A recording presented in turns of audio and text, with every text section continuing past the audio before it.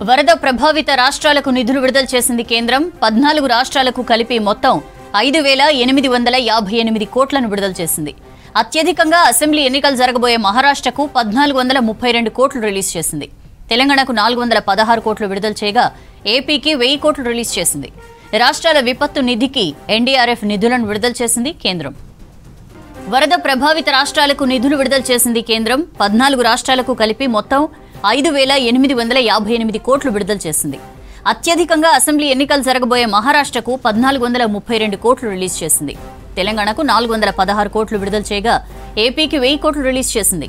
రాష్ట్రాల విపత్తు నిధికి ఎన్డీఆర్ఎఫ్ నిధులను విడుదల చేసింది కేంద్రం.